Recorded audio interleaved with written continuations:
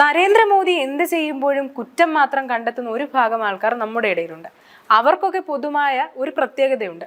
മതമോ രാഷ്ട്രീയമോ മാത്രം നോക്കി അഭിപ്രായം പറയുന്ന ഒരു പ്രത്യേകതര സൈക്കോപാത്തുകൾ. ഇതിപ്പോ പറയാൻ കാരണം 2020 ജൂൺ മാസം ഒരു മലയാള പത്രത്തിൽ വന്ന വാർത്തയും അതിനിടയിൽ വന്ന ചില കമന്റുകളുമാണ്. ഇനി വാർത്തയിലേക്ക് പോകാം. വാർത്ത വന്നത് മലയാള മനോരമയിലായിരുന്നു.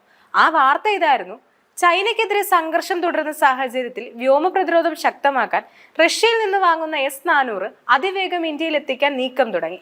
പ്രതിരോധ മന്ത്രി രാജ്നാഥ് സിംഗിന്റെ 3 ദിവസത്തെ റഷ്യൻ സന്ദർശനത്തിൽ ഇക്കാര്യം ആവശ്യപ്പെട്ടേക്കുമെന്നാണ് അറിയുന്നത്.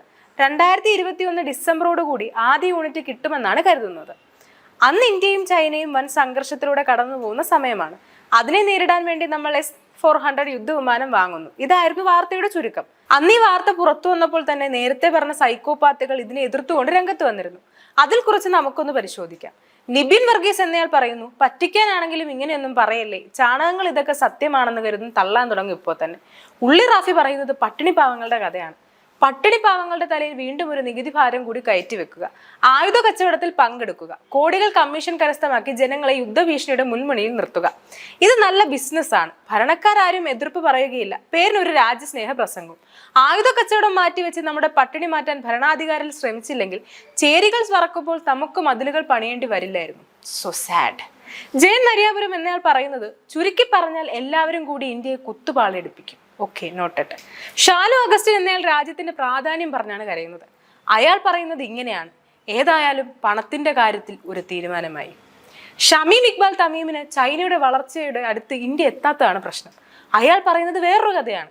നമ്മൾ വെറുതെ അങ്ങിങ്ങി വർത്തമാനം പറഞ്ഞ് സമയം കളയാതെ നമ്മുടെ അനുഭവങ്ങളിൽ പകുതിയെങ്കിലും ചൈനയുടെ മുകളിൽ എത്രയും പെട്ടെന്ന് പ്രയോഗിക്കണം. 150 കോടി ചൈനക്കാരിൽ ഒരു 75 കോടി ചൈനക്കാരെങ്കിലും അതിൽ മരിച്ചു പോകും. പിന്നെ ബാക്കി 75 കോടി ചൈനക്കാരെ നമ്മുടെ ജവാന്മാർക്ക് പട്ടാള കുഴലിൽ നിലനിർത്താം.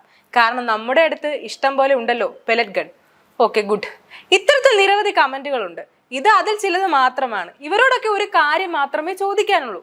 ഇപ്പോൾ ഇന്ന് നിങ്ങൾക്ക് മനസ്സിലാകുന്നുണ്ടോ എന്തിനായിരുന്നു അന്ന് ഇങ്ങനെ ഒരു യുദ്ധവിമാനം വാങ്ങിയതെന്ന്?